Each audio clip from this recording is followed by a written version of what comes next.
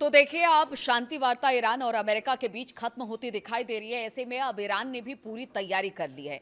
Iran ने हमने देखा कि किस तरह से जो उनके मॉस्किटो फ्लीट है वो पूरी तरह से सक्रिय इस वक्त हॉर्मुज में हो गई है। और एक और बड़ी खबर आ रही है ईरान की तरफ से। नमस्कार, मैं हूं नीलू।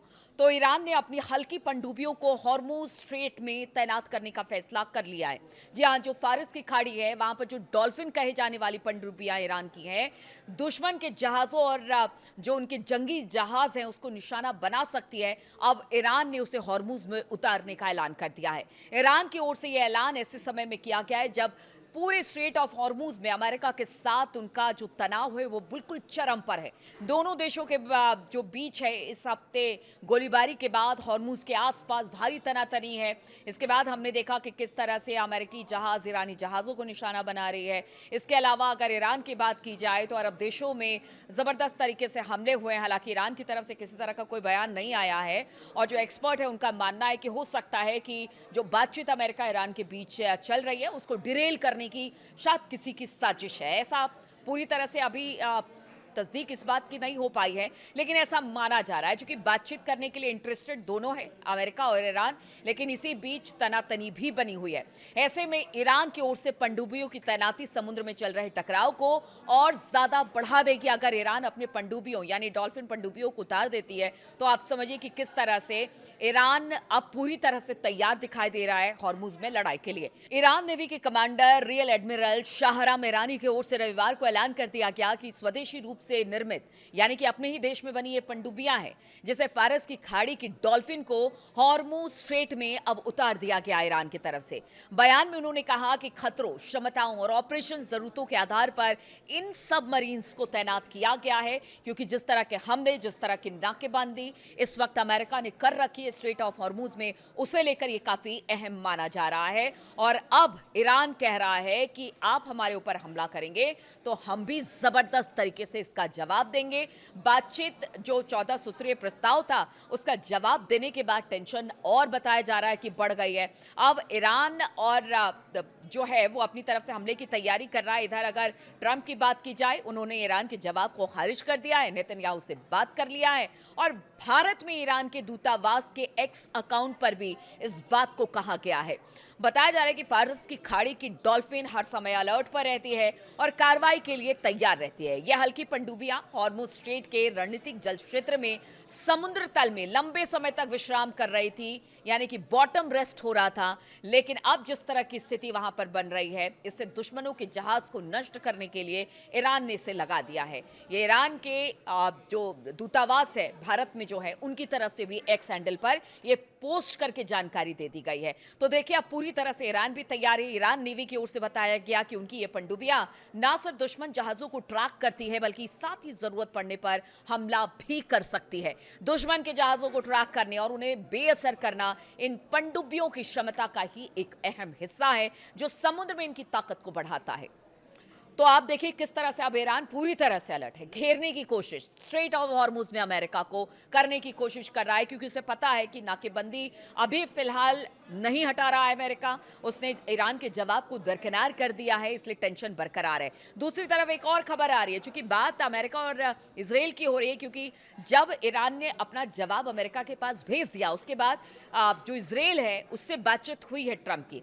क्योंकि देखिए, इसराइल चाहता नहीं है कि युद्ध रुके, क्योंकि जो उसकी मंशा थी वो कहीं ना कहीं डिरेल होती दिखाई देगी और वो लगातार हिजबुल्लाह पर हमले भी एक बॉर्डर पर कर रहा है। तो दूसरी बड़ी खबर आपको बता दें, हिजबुल्लाह ने रविवार को देर रात एक वीडियो जारी कर दावा किया है कि इसराइल को करोड़ों डॉलर के एडवांस से आयरन डोम पर एयर डिफेंस सिस्टम को तबाह हिजबुल्लाह ने कर दिया है। क्योंकि हम पीछे लगातार देख रहे हैं कि इसराइल की तरफ से हमला हिजबुल्लाह पर हो रहा है, उनके ठिकानों पर किया जा रहा है। और अब हिजबुल्लाह की तरफ से एक वीडियो जारी किया गया है जिसमें बताया जा रहा है कि जो इसराइल का डिफेंस सिस्टम था उसे तबाह कर दिया गया।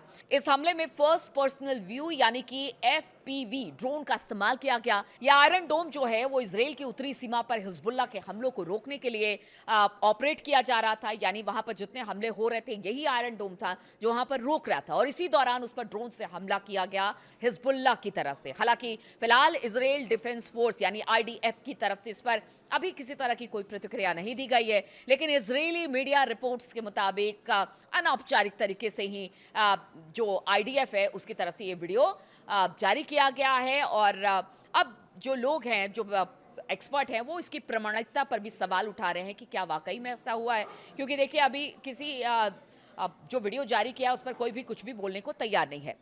वीडियो से पता चल रहा है कि इजरायली एयर डिफेंस सिस्टम को हिजबुल्लाह के छोटे से ड्रोन ने तबाह कर दिया। आप सोचिए, इतना महंगा पूरा आयरन डोम सिस्टम, उसको एक छोटे से ड्रोन ने तबाह कर दिया। तो ये हिजबुल्लाह का एज ही कहा जाएगा, जिस तरह से उसने हमला इसराइल पर किया, बड़ा डैमेज किया है, अगर उसने वाकई में जो वीडियो जारी किया है वो सही निकलता है तो। हालांकि ये हमला कब किया गया, इस बात की जानकारी हिजबुल्लाह की तरफ से नहीं दी गई है। माना जा रहा है कि ये वीडियो शायद कुछ दिन पहले का हो सकता है, क्योंकि हिजबुल्लाह को इस रिकॉर्डिंग को इकट्ठा करने में थोड़ा वक्त लगा होगा, समय लगा होगा, और यही वजह है कि इसके बाद ये आया है। तो कहा जा रहा है कि कुछ दिन पहले का ये वीडियो हो सकता है।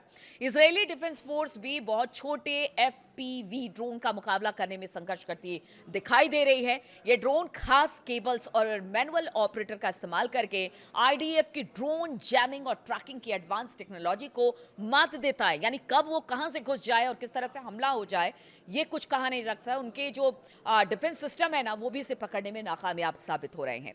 जेरूसलम पोस्ट की रिपोर्ट के मुताबिक ऐसे ड्रोन हमलों से निपटने के लिए इजरायली कंपनियां कई प्रोग्राम पर काम कर रही है, जिसके बारे में इजरायली अधिकारियों ने पुष्टि की है। लेकिन सेना अभी भी इस मामले में रियल टाइम में बराबरी की कोशिश कर रही है। हालांकि 2024 में IDF ने पारंपरिक ड्रोन को मार गिराने में सुधार किया, लेकिन FPV ड्रोन ने इसे पूरी तरह से उलझन में डाल दिया है।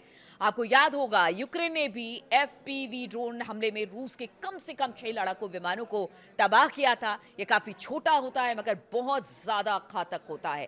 मार्च के महीने में IDF के पूर्व हवाई सुरक्षा प्रमुख ब्रिगेडियर जनरल रान कोचाव ने चेतावनी दी थी कि IDF अपनी आयरन डोम, डेविड स्लिंग और एरो बैटरियों की सुरक्षा करने में खास तौर पर नाकाम रहा है, जबकि दूसरे देशों में हवाई सुरक्षा प्रणालियों पर हमले हुए हैं। उन्होंने इस बात पर जोर दिया कि जहां देश के सभी हिस्सों की सुरक्षा जरूरी है, वहीं हवाई सुरक्षा प्रणालियों की सुरक्षा सबसे कमजोर होती है, क्योंकि अगर उन पर हमला हो जाए तो फिर देश की पूरी सुरक्षा व्यवस्था ही ढह सकती है। इसलिए ये जो ड्रोन है, छोटा ड्रोन है, इस पर काम तो बहुत हो रहा है इसराइल की तरफ से कि किसी तरह से इसको पकड़ा जाए, इंटरसेप्ट किया जाए, लेकिन अभी ये दूर की कौड़ी इसराइल के लिए साबित हो रही है। और इसीलिए हिजबुल्लाह ने यह दावा किया है कि उसने जो इसराइल है उसके आयरन डोम सिस्टम को तबाह किया है। अब इस वीडियो की क्या सच्चाई है, लेकिन दोनों फ्रंट से, लेबनान के फ्रंट से भी और इधर हॉर्मूज पे भी, चाहे ईरान हो या फिर हिजबुल्लाह हो, वो लगातार हमले एक तरफ अमेरिका पर हो रहे हैं तो दूसरी तरफ इसराइल पर हो रहे हैं,